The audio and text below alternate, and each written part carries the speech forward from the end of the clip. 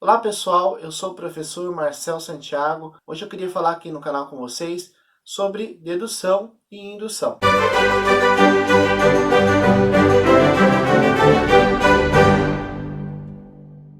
Bom, antes de adentrarmos nesse assunto, é importante relembrar o que são argumentos.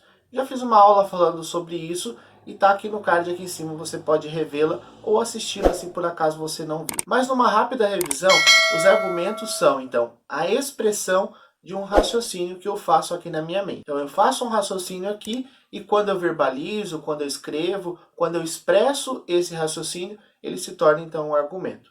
Então é importante a gente sempre relembrar isso para entender o que é dedução e indução. Bem, então, como dito, os argumentos são a expressão de um raciocínio feito e esses argumentos, eles podem ser de dois tipos. Os dedutivos, né, por isso a palavra dedução, e os indutivos, por isso a palavra indução. E agora a gente vai falar um pouco sobre a diferença dos dois, tá?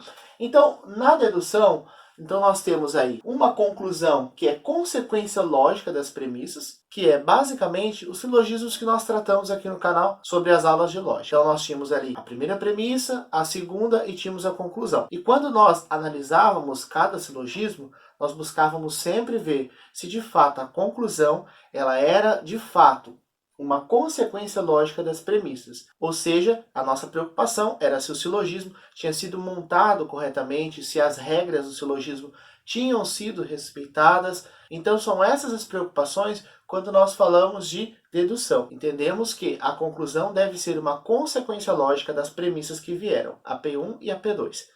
Outra característica também da dedução, né, ou dos argumentos dedutivos, é que de fato eles não são ampliativos. O que isso quer dizer? Significa que quando nós vemos a primeira premissa, a segunda e olhamos para a conclusão não acrescenta absolutamente nada do que já não tenha sido apresentado nas premissas. Outra característica também da dedução é que nós partimos sempre do geral para o particular. Como assim? Eu vou dar um exemplo para ficar mais fácil. Quando nós falamos de dedução, eu sempre pego uma máxima, que é universal, que é algo que diz respeito a um todo, e aplico num sujeito. Por isso a gente parte do geral para o particular, tá bom? Ou poderíamos falar do universal para o particular. Em que sentido isso? Veja só, se eu digo assim, todos os animais são mortais, e eu digo, o coelho é um animal, o que eu fiz? Primeiro eu coloquei uma máxima universal, dizendo que todos os animais são mortais. Logo em seguida, eu acrescentei falando que existe um particular chamado coelho. E esse coelho é um animal. Então, o que eu faço? Eu, então, concluo que o coelho é mortal. Por quê? Porque simplesmente eu peguei uma máxima, né? Ou seja, dizendo que todos os animais são mortais e apliquei no sujeito coelho. Então, eu sempre parto do geral para o particular. Outra característica da dedução é então que o maior ponto de apoio dela é justamente a própria lógica, o próprio raciocínio lógico. Ela vai fazer uma análise de todas as premissas e vai chegar a uma conclusão. Então veja só, aqui eu utilizei o maior ponto de apoio que é a minha capacidade lógica, a minha capacidade de análise, de reflexão sobre essas premissas e tentar encontrar se realmente a conclusão ela é de fato uma consequência lógica das premissas anteriores. Então, na verdade, o maior ponto de apoio aqui da dedução é justamente o meu raciocínio lógico, é a própria lógica. Outra característica também da dedução, ela sempre vai ser correta quando ela obedecer às 8 regras do silogismo, que nós já tratamos também aqui no canal, quando ela tiver de fato uma forma válida, ou seja, a estrutura dela foi montada corretamente, né, as premissas 1 e 2, e nós temos então premissas verdadeiras, que é muito importante que as premissas sejam verdadeiras para a conclusão de fato ser válida. Esse é o caminho para que a dedução ela, de fato seja correta. Se eu não respeito isso aqui, obviamente a dedução ela vai estar incorreta, ou seja, o argumento vai estar incorreto. Bom, e por último, se nós pudéssemos destacar uma área do conhecimento que utiliza muito a dedução, é justamente a matemática, que através do raciocínio lógico consegue, obviamente, responder aí, conseguir solucionar os diversos problemas matemáticos. Bem, e para exemplificarmos dois argumentos dedutivos, vamos para os exemplos da tela. Nós temos o primeiro silogismo exposto, ou de argumento dedutivo, todo ser humano é mortal, Sócrates é ser humano, logo Sócrates é mortal. Percebam que na conclusão eu não tenho nenhuma característica nova, a não ser aquelas que já vieram expressas na premissa 1 e na premissa 2. Portanto, a gente também fala que os dedutivos, lembrando, não são argumentos ampliativos, tá bom? Depois, no segundo exemplo, nós temos todo mamífero é vertebrado, a baleia é um mamífero, logo a baleia é vertebrada. Mais uma vez, um argumento dedutivo, né? Um silogismo aí, expressando aí um argumento dedutivo, onde nós temos também na conclusão informações que vieram dadas a partir da premissa 1 e premissa 2, ou seja, mais uma vez, concluímos que a conclusão não é ampliativa, ou o argumento dedutivo não é ampliativo. Partimos então para a segunda forma de argumento, que é justamente da indução.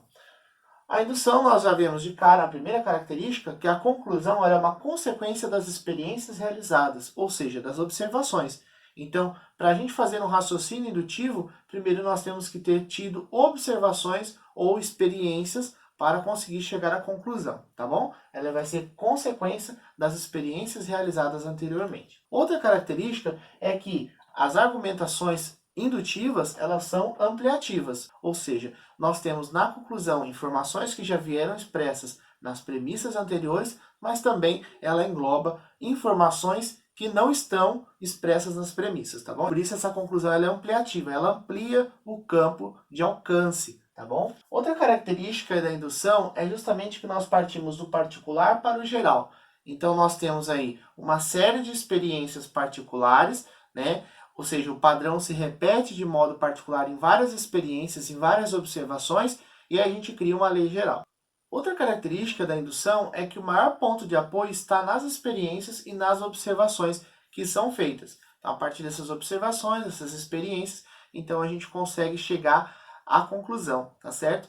Diferente aí da dedução, que nós víamos primeiro as premissas, analisávamos para chegar a uma conclusão, ali não. Aqui nós dependemos da observação das experiências que foram feitas para a gente chegar a uma lei geral na conclusão.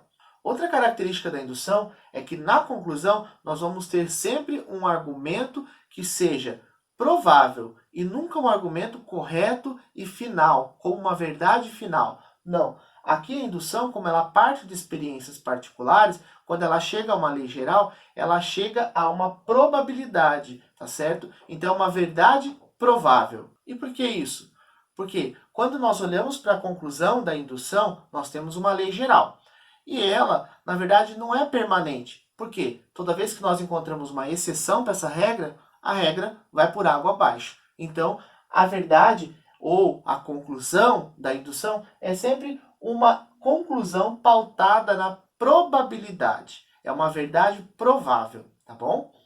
E uma área do conhecimento que utiliza-se muito aí da indução é justamente a ciência, que faz diversos experimentos e aí consegue criar leis gerais que podem ser aplicadas a outras realidades. E embora eu não tenha colocado, aqui também a área da matemática chamada de estatística também consegue aí entrar com argumentos indutivos. Quando nós temos ali aquela pesquisa de Ibope, né, aquela pesquisa onde vai perguntando se você aprova ou reprova o governo, aprova ou reprova o sistema de saúde, etc. Você tem ali uma probabilidade em cima, claro, de opiniões e de experiências particulares. Aí você cria uma lei geral dizendo aí todos os porcentagens da população afirmam isso, né, ou negam isso. Então, por quê? Você está fazendo uma verdade provável a partir de experiências particulares. E a indução também está presente muito no nosso dia a dia. Quantas vezes as pessoas falaram para você assim, olha, eu acho que você só não pode generalizar. O que é generalizar? É justamente você pegar casos particulares e criar uma lei geral. Você está generalizando. E é justamente aquilo que a indução faz, né? Quantas vezes você já falou assim, eu acho que todo político é ladrão. Todo político que entra lá, ele rouba, né, da população. Por que você chegou a essa conclusão? Porque você observou casos particulares, onde você viu que isso aconteceu, e você aplicou uma lei geral, conseguindo aí juntar a categoria ladrão e a categoria políticos. Então, veja só, isso é uma generalização. Isso é um argumento ou um raciocínio pautado aí na indução, tá certo? Para ficar ainda mais claro, vamos ver agora dois exemplos de argumentos indutivos aqui na tela. Então, o primeiro argumento vai dizer, o ferro conduz eletricidade, o ferro é metal, O ouro conduz eletricidade, o ouro é metal.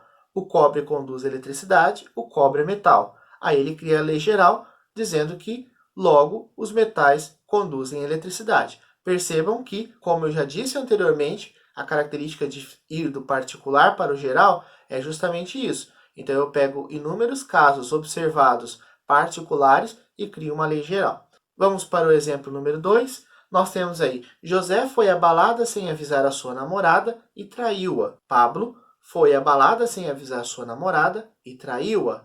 Oscar foi à balada sem avisar sua namorada e traiu-a.